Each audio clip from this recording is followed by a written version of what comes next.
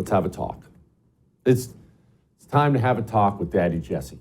And you know, there's one thing that you're always going to get on this show. Are you going to get a bunch of talents? No, I don't have that. Or knowledge or wisdom. I can't give you any of that. I'm a simple man. I can't give you any of that. But one thing I am actually really good at is telling you the brutal truth. The truth that is uncomfortable. It's maybe the one skill I have, that and making cheeseburgers. So let's have a talk. I know what you've heard, what you've read, what you've watched on TV all day long, the Biden documents. Joe Biden had classified documents. Oh my goodness, what happened now? Is Joe Biden gonna go down? That's only fair, Trump went down. They can't be hypocrites. Uh-oh, is this the smoking gun?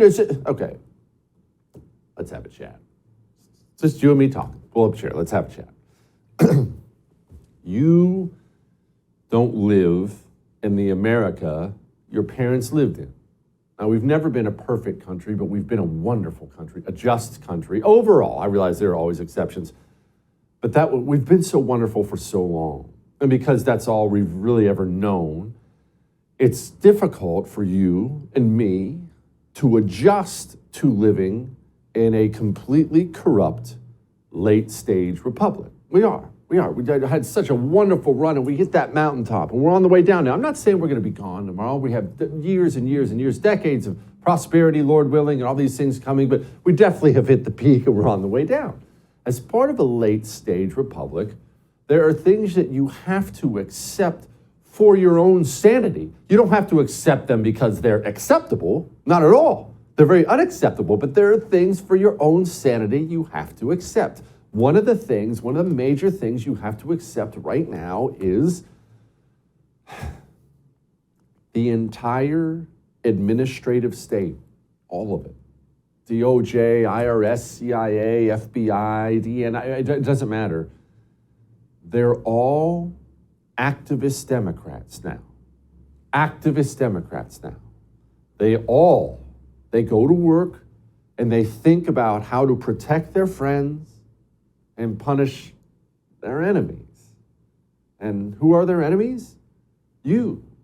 And that administrative state, including the DOJ, when you combine that with extremely weaponized judges in the federal court system,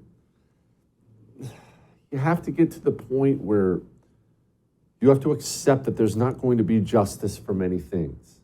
And I know that is difficult. I know that's difficult to hear. You don't see me sitting over here cheering, saying it for you.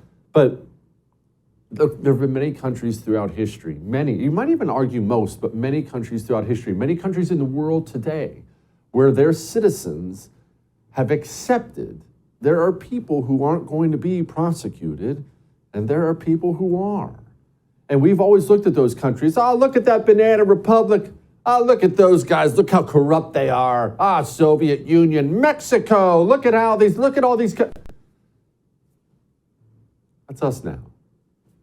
I'm sorry. I don't mean to burst your bubble, but this isn't Joe Biden going down. This isn't going to stop the DOJ from aggressively going after Donald Trump for doing the exact same thing, prosecuting Donald Trump. We can scream all day long, why didn't they raid him like they raided Trump? They didn't raid him like they raided Trump because they hate Donald Trump and they like him. And there's no such thing as justice in the federal system now. It's not more complicated than that. You're not dealing with people who are going to look down, okay, well, we have these documents, and let's see, we have these documents over here. Let me see. Hey, look, we have no choice. Justice is blind. We have to prosecute both of them. Come on. You're dealing with activist Democrats now. The Biden council, Biden's people, found the documents. By the way, every single president takes classified documents, everyone, Republican and Democrat, because the lines between personal and professional always get blurred. Presidents like to take little trinkets, little memory items when they leave. They all do this. They're not going to prosecute Joe Biden for it. They're going to simply make all the excuses in the world. His legal counsel turned him in, so on and so forth. I mean, look, you see exactly what the reality is when you find out that they found these documents. Biden's legal counsel told the DOJ about these documents a week before the midterm election, and The DOJ just kind of lost all those just until today. Weird. Waited till after those midterms before they made a public announcement like that. So I'll tell you what's going to happen. The Biden administration is going to ignore any serious questions about it. I mean, well, Joe Biden's already ignoring questions about it. Agradecemos a los medios su... Of course he's going to ignore questions. Of course he's going to stonewall. This will all go away.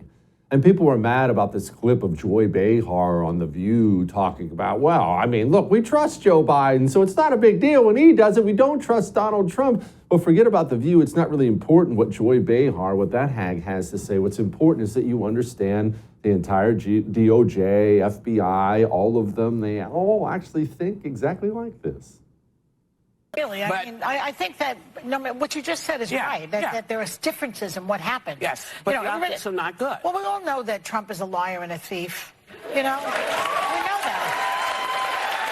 So it's not that big a jump to say that he obstructed and he lied. We don't think that Biden is a liar and a thief, so we give him the benefit of the doubt. That's partly what's going on.